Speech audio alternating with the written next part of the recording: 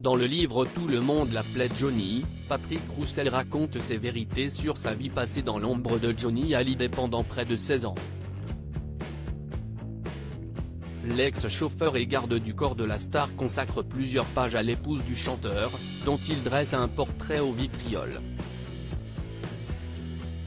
Johnny Hallyday aurait fêté ses 80 ans le 15 juin prochain.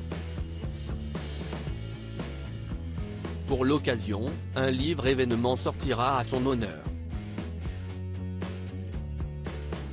Et qui de mieux que Patrick Roussel, son fidèle garde du corps, de 1999 à 2015, pour raconter les périodes fastes, et plus creuses, qu'a connu la rockstar. Au travers des pages de Tout le monde l'appelait Johnny, l'homme de l'ombre s'épanche également sur la vie privée du taulier et, notamment, de son mariage avec Laetitia Hallyday, de 1996 jusqu'à son décès, en 2017. Une femme dont il ne garde pas une très bonne image. Johnny Hallyday aurait vécu dans la crainte de son épouse en plus d'assurer la protection de l'artiste révélé à la fin des années 1950, Patrick Roussel était aussi son chauffeur privé. Un rôle qu'il a souvent mené à attendre, non pas le patron, comme il le surnomme toujours, mais plutôt sa compagne. Dans les quelques extraits du livre que nos confrères de Gala ont publié en exclusivité ce jeudi 8 juin, l'homme de confiance dénonce le comportement oppressant de celle qu'il appelle seulement Laetitia.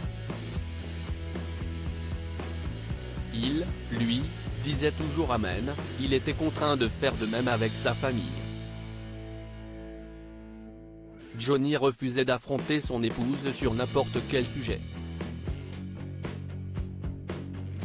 Cela avait une conséquence, il n'avait d'autre choix que de subir, écrit le sexagénaire. Il va plus loin en affirmant que suite à l'hospitalisation du rocker à Los Angeles en 2012, les choses auraient empiré. Selon l'ex-chauffeur, Laetitia Hallyday créait une mauvaise ambiance lors des tournées de son mari. À partir de ce moment-là, Laetitia a décidé de tout à sa place, et il l'a accepté, indique l'ex-chauffeur. Un constat qui le pousse aujourd'hui à dire, à mes yeux, Laetitia a fini par oublier qui était la star.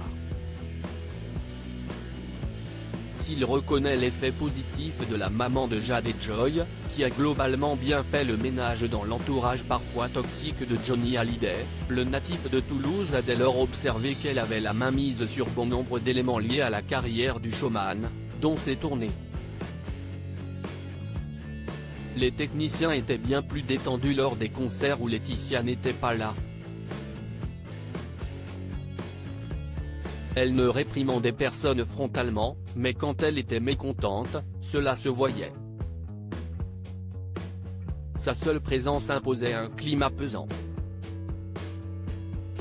Laetitia pensait que tout le monde l'appréciait, mais c'était faux, balance le garde du corps, qui a été remercié par la veuve du chanteur à sa mort.